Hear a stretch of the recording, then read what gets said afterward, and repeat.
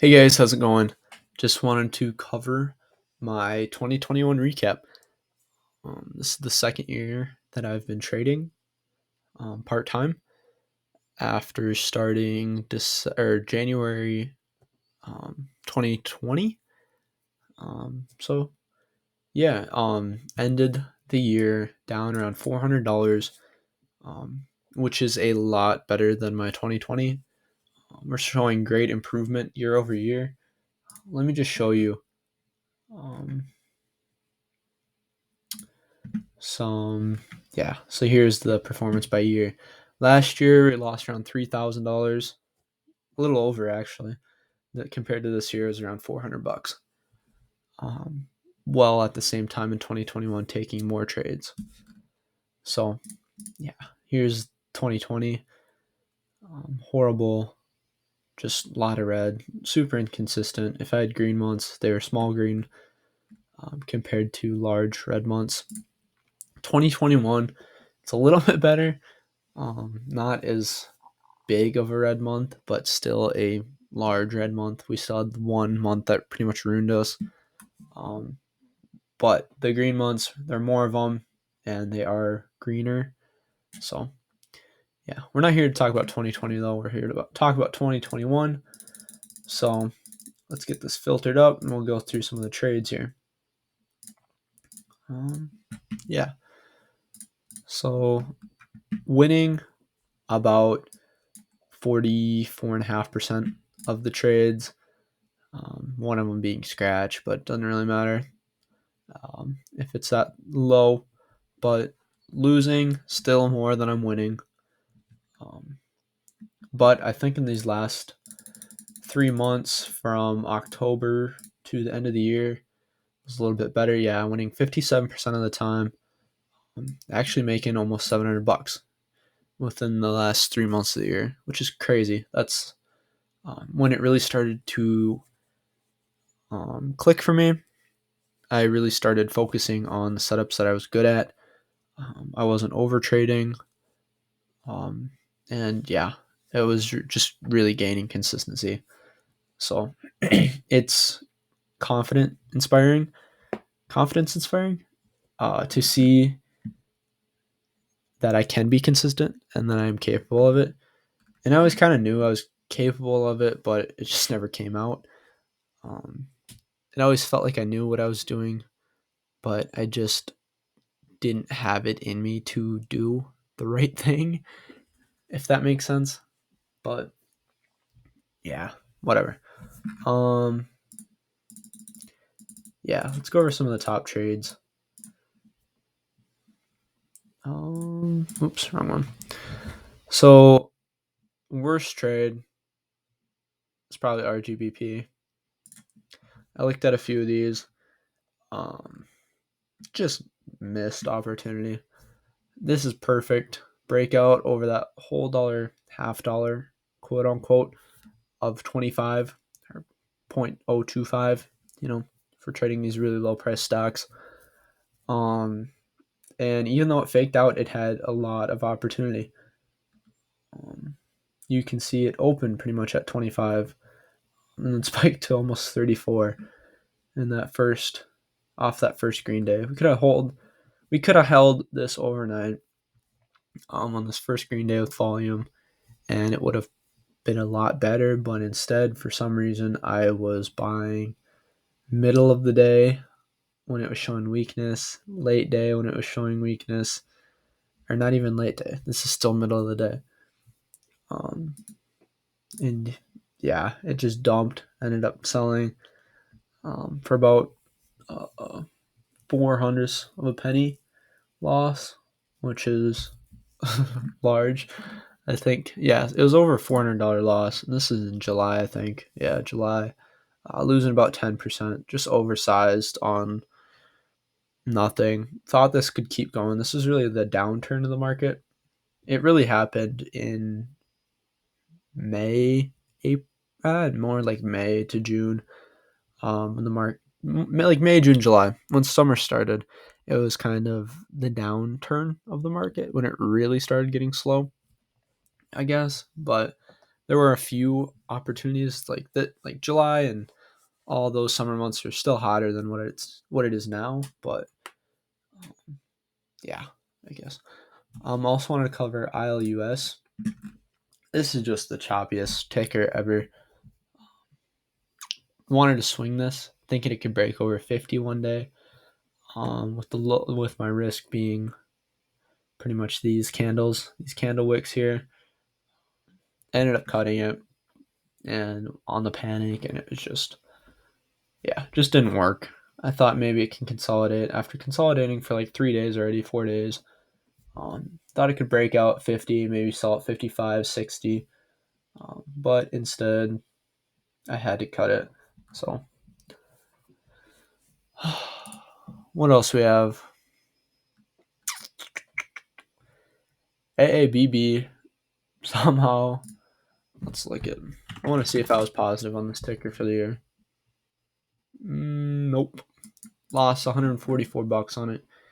I love trading this ticker, but I'm just horrible at trading, so it doesn't really work. Yeah, because I had some big losses on this one. I also had some big gains on it. So yeah, let's go over some of my best trades of the month. Was again, my biggest gain was also on my biggest loss on that ticker. Same ticker, RGBP. I like this ticker a lot. Super clean, but I just need to trade it right, And you can see a big difference between when I was trading it back here compared to when I traded it in November. There was a big progression there. So buying that breakout, having the discipline to hold it all day and the patience to hold it overnight, actually, after being up on it big, and selling right at the open for my biggest gain ever. This is my biggest gain ever, which is 385, I believe. Yeah, 385, which is measly compared to my losses. I think my biggest loss is about $1,800, $1,700, something like that. But again, this is on smaller size. Went in about 20% on maybe like a $2,000 account or a $2,000 position. So yeah, and you can see this went a little bit higher, but I was all right selling it there. Let's talk about. I wanted to talk about. Was it Enon? No, it was Fern. Yeah, so 21%. This is a bigger percent gainer, but on smaller size, obviously. This is just great. This is consolidation, perfect consolidation, pretty much double topping. Finally breaking out, big volume. I don't know if it had news on this day or not. You'd have to fact check me on that. But buying that breakout on consolidation over this previous high, and then having the patience to hold some of it late day, selling some, taking it off, and then selling some pretty much at the highs next day. Watching level 2 again. That was another key thing I really picked up on at the end of the year, is really keying in on how to trade off level 2, which seems like a very needed part in trading, but I wasn't good at it, until kind of now, and I'm still not very good at it, but I'm trying to get better. But yeah, you can see I was selling into these dips, which is again just not selling into strength. I was too skittish because this was one of my biggest percent winners. I think might be actually my biggest percent winner. I don't think so, but yeah. Then selling into those weaknesses because I was too scared that it would dump right at the end of the day, but it never did. Ended up going to almost 70, around 6.5 from my 2.5, so almost a triple from where I was. But that's all right. Ended up not trading it. Probably could have traded it this day, end of September, but never did. That's all right. So this is NNVC was a prime example of oversizing. This is March 2nd when I had a ton of cash laying around from my long-term account, which is again the same account that I trade in. So I had a lot of cash laying around from taking a lot of profits in some stocks. Market was super overextended at the time, So I was super cash heavy, and I was able to trade with a lot bigger size than what I was used to and what I needed to be. And yeah, this is just scary. Dip and rip, I'm pretty sure I marked it as a dip and rip. Yeah. Need to be buying these consolidation period. It's not good to buy high of day on these dip and rips. It's all right if it works, but if it doesn't work, you're screwed. And I've seen a lot of these just dump, especially after having like 3, 4, 5 green candles in a row. It really rug pulls after a while, especially on that high day. But yeah, buying for maybe like a 3% win on $240 win. Yeah, 3%, 240. That's super oversized. I think I was taking maybe like a $6,000 position, 5,000 maybe, but just super bad oversized. And you might notice a lot of my top profit loss winners were on OTCs. First off, this wasn't, but a majority of the top were, and then a majority of those tops were OTC breakouts. OTC panic dip buy. This is another great one. Let me cover this one quick. Not super ideal. Ideally, this should be the panic day, the first red day, but it just wasn't as. I didn't panic that day very well. It wasn't as clean. Actually, it was pretty clean. I don't know what I was doing this day, but apparently I wasn't trading. So I ended up trading it the second day when it had a panic, and then catching the smaller bounce compared to the bigger bounce on the day before. I don't know what I was doing. February 16th, maybe I had school, but yeah, maybe I was taking a test. There's so many different factors that can come into affecting your trading. It's a lot easier in college too. I attribute that a little bit to my consistency in those last few months of the year too. Was I was available a lot more. I had a lot more screen time. I think that definitely helped. So, let me just look. It's another OTC breakout. Beautiful. Selling some to that high day push, and then, or actually, this is the right away at the open. At that secondary breakout. So this is another great one. Buying, having the patience to hold it all day until volume picked up, selling some, getting it off the table, so that my risk, if it was broken, I would have still a profit pretty much. Consolidated, perfect, like OT swizzle pattern, perked, had the patience to hold it, dipped, still had the patience to hold it overnight, sold some at open just to be safe, and then selling some into the spike, even though it went a lot higher. So yeah,